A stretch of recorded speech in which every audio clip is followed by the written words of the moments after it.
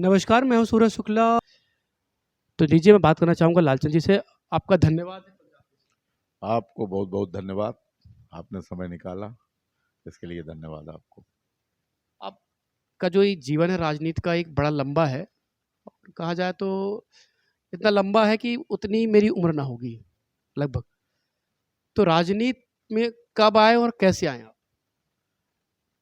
मैं वास्तव में व्यापारी संघ की पॉलिटिक्स से कर रहा था और 1986-80 में मैं भारतीय जनता पार्टी का सदस्य तो बना।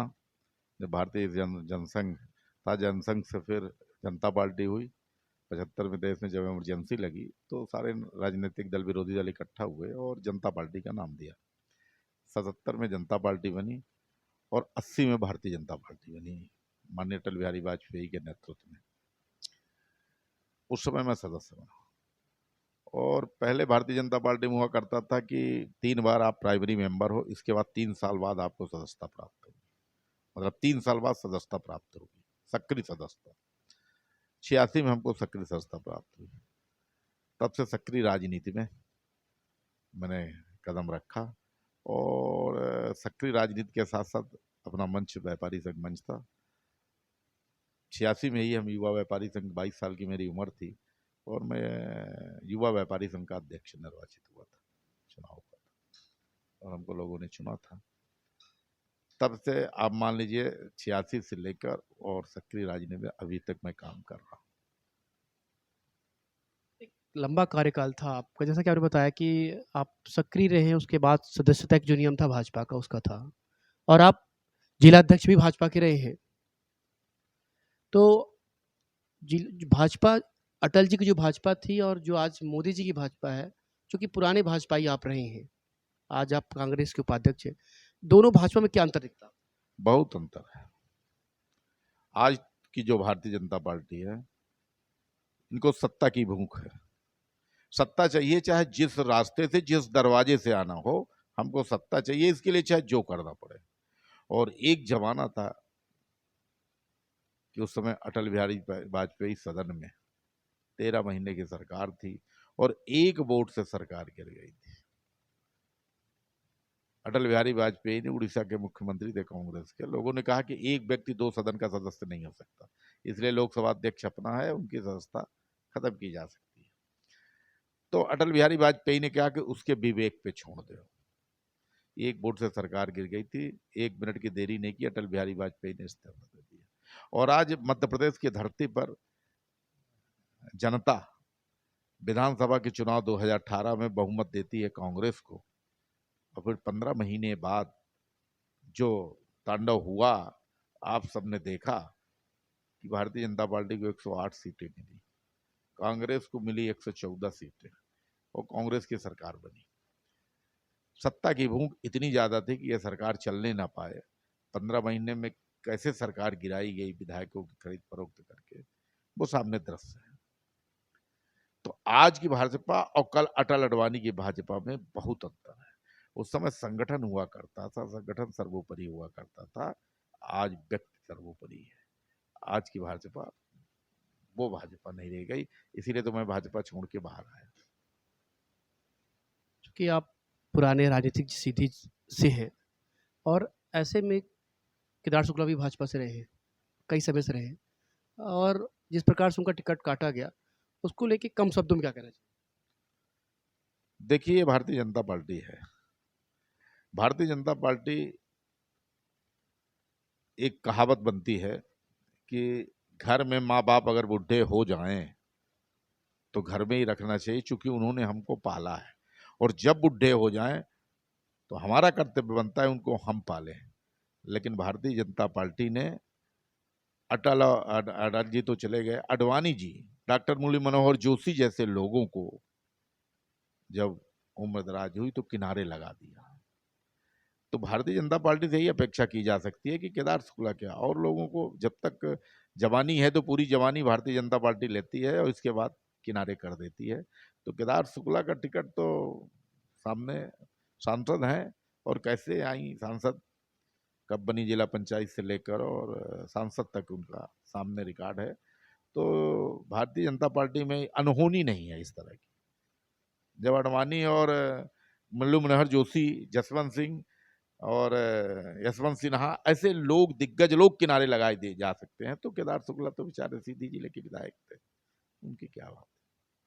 मध्य प्रदेश सरकार, शिवराज सरकार ने कई योजनाएं लाई अभी चुनाव के पहले, लाडली बहना के नाम पे हो, उन योजनाओं का कितना प्रभाव पड़ेगा चुनाव में? देखिए, मध्य प्रदेश की धरती पर शिवराज जी 18 साल, भारतीय जनता पार्टी की सरकार 18 साल रही। आप 15 महीने का कार्यकाल काट दीजिए तो लगभग 18.5 साल, और 18.5 साल लाडली बहनों की खबर नहीं आई उनको। लाडली बहना जैसे ही मध्य प्रदेश की धरती पर ना रही। मेरा तो इस मामले में ये कहना है कि उन्होंने कहा कि महिलाओं को नौकरी में 35% आरक्षण दोगे तब मैं लाडली बहना बनेगी। आज लाडली बहना के ऊपर कितने संकट हैं। आज अगर मध्य प्रदेश का रेशियो आप देखिए तो जो रिकॉर्ड है बलात्कार के, वो 8 महिलाओं के साथ डेली बलात्कार का रिकॉर्ड है। 8 महिलाएं, मतलब ये स्थिति मध्य प्रदेश की है। मध्य प्रदेश को कहते हैं कि मध्य प्रदेश को हम 1 नंबर का राज्य बनाएंगे, और आज देश में इस महिला छेड़खानी और बलात्कार के मामले में मध्य प्रदेश नंबर 1 है। तो महिला की लाडली बहना आप कहते हो, और लाडली बहना के साथ साथ आप महिलाओं को 35% आरक्षण देते हो।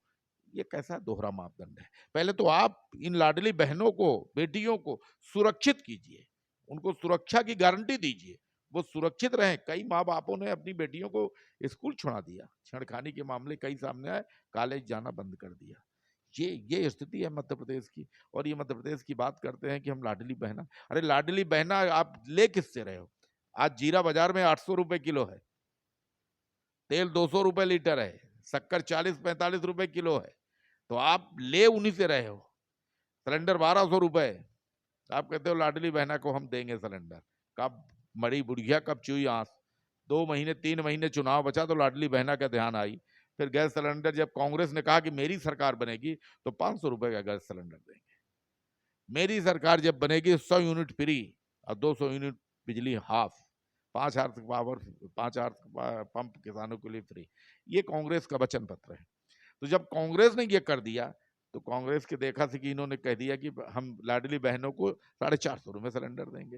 अरे भैया सब दोगे। आज मध्य प्रदेश को तुम गरीबी करके जा रहे हो। 4 लाख करोड़ का कर्जा, आज जो माँ के गर्भ से लड़का निकलेगा वो लगभग 52,000 रुपए का कर्जा लेके पैदा होगा। तो आप क्या देना चाह रहे हो मध्य प्रदेश को? आज खजाना खाली है, बाजार से आप पैसा उठा रहे हो। जब रिकॉर्ड बनेगा मध्य प्रदेश का तो सबसे ज्यादा कर्जा लेने वाला मुख्यमंत्री कोई होगा तो मध्य प्रदेश के मुख्यमंत्री शिवराज जी होंगे। और ये भी रिकॉर्ड बनेगा कि 9 दिन में 5 बार कर्जा।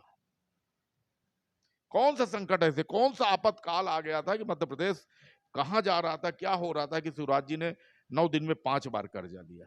जाते जाते कर्जा लेके घी कितना पियोगे शिवराज जी? ये तो छोड़ो कर्जा लेके घी पीना। आज मध्य प्रदेश की हालत यह है। महिला की बात करते हैं, लाडली बहना की बात करते हैं। लाडली बहना को पहले सुरक्षा की गारंटी आप दो, ये महत्वपूर्ण विषय है। हम चलते हैं अब सीधी विधानसभा की ओर। सीधी विधानसभा में भाजपा ने तो अपना पत्ता खोल दिया है, आम आदमी ने अपना पत्ता खोल दिया है, यहाँ तक कि समाजवादी ने अपना पत्ता खोल दिया है। क्या मानते हैं कांग्रेस क्यों लीड कर रही है? देखिए, कांग्रेस लेट क्या कर रही है? भारतीय जनता पार्टी की 4 सूची दायर जारी किया उन्होंने। 4 सूची में 136 और कांग्रेस ने एक ही सूची में 144। तो कांग्रेस इस बार फूंक फूंक के कदम रख रही है। एक बगलखंडी में कहावत ही ना कि दूध के जली बिलारी छाछो फूक के पिया थी। तो भारतीय जनता कांग्रेस पार्टी और जो भारतीय जनता पार्टी का पिछला कृत्य किया, उस हिसाब से बड़ा नाप तौल के और बड़ा सुलझे सुलझे व्यक्तियों को टटोल के कांग्रेस टिकट दे रही है कि वो स्थिति ना हो जो पहले थी। क्या माने हम कि कोई बड़ा उलटफेर या बदलाव करने वाली है कांग्रेस सीधी विधानसभा में प्रत्याशी को लेकर? अब एक ही मापदंड है, कई सर्वे हुए हैं, सर्वे का आधार कांग्रेस पार्टी ले रही है और सर्वे के आधार पर टिकट का वितरण होगा।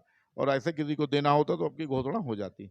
इसीलिए कांग्रेस पार्टी ने अभी सीधी ध्वनि को रोक के रखा है कि जीतने वाला व्यक्ति हमको चाहिए, साफ सुथरा छवि वाला व्यक्ति, जीतने वाला व्यक्ति, जिसकी छवि अच्छी हो, ऐसा व्यक्ति चाहिए। और ऐसे व्यक्ति के तलाश में है, कई नाम है भारतीय कांग्रेस पार्टी के, उसमें ही छांटेगी कांग्रेस पार्टी किसको दिया जाए। वो रिजल्ट आपके सामने आ जाएगा। तो 17 को या तो 20-22 तक सूची आ जाएगी। जो सर्वे हुआ कांग्रेस का, सीधी विधानसभा में प्रत्याशी स्वरूप में आप अपने आप को कितना फिट मानते हैं? देखिए, ये प्रमाण पत्र जनता देती है। हम अपने आप में कितने फिट हैं, अपने आप को तो हर व्यक्ति फिट मानता है, लेकिन अपने आप में बड़ा सामाजिक और बड़ा व्यक्तित्व वाला बन जाए, उसको प्रमाण पत्र भारत कांग्रेस पार्टी का कार्यकर्ता देता है और फिर जनता प्रमाण पत्र देती है। हमारी छवि क्या है और क्या हम कितने बड़े समाज सेवी हैं, क्या मेरा कद है, इसका आकलन जनता करेगी और कांग्रेस पार्टी के कार्यकर्ता करेंगे। अगर अगर पार्टी आपको जवाबदारी देती है और आपके सामने रीति पाठक रहती है सांसद विधायक प्रत्याशी के रूप में, तो परिणाम क्या होगा आपके हिसाब से? कांग्रेस पार्टी अगर हमको टिकट देती है, इस लायक समझती है, तो अगर कांग्रेस पार्टी हमको टिकट देती है, उम्मीदवार बनाती है, तो मैं लड़ाई लड़ूंगा और चुनाव जीतूंगा। इससे कुछ नहीं होता है। जब नदी की बाढ़ आती है तो बड़े बड़े टीले ढह जाते हैं। तो ये बड़ी बात नहीं है कि मेरे सामने सांसद हैं। ठीक है, वो समय था सांसद में, आप जानते हो कि मोदी जी का सिक्का, यहाँ मध्य प्रदेश में अब समझ में आ रहा है किसका सिक्का चलेगा। मध्य प्रदेश में इस बार जनता चुनाव लड़ रही है, उधर भारतीय जनता पार्टी, इधर जनता है, तो जनता चुनाव लड़ रही है। मैं ये समझता हूँ सीधी विधानसभा की जनता पूर्ण रूप से हमें आशीर्वाद देगी अगर कांग्रेस पार्टी ने हमें मौका दिया तो, और इसका असर पूरे सीधी जिले की सीटों पे पड़ेगा। चूंकि रामनित गुप्ता के बाद न कांग्रेस न भारतीय जनता पार्टी, किसी पार्टी ने रीवा डिवीजन में वैश्य को टिकट नहीं दिया, व्यापारी को टिकट नहीं दिया। इस बार अगर कांग्रेस अवसर देती है तो मैं तो भारतीय जनता पार्टी का भी वोट खींच के लाऊंगा कांग्रेस में। ये मेरा ऐसा जो कार्यकर्ताओं का और भारतीय जनता पार्टी के बहुत सारे लोगों का रुझान आ रहा है मेरे पास। टिकट पाते ही आप देखिएगा कि बहुत सारे भारतीय जनता पार्टी के कार्यकर्ता हमारे साथ आएंगे।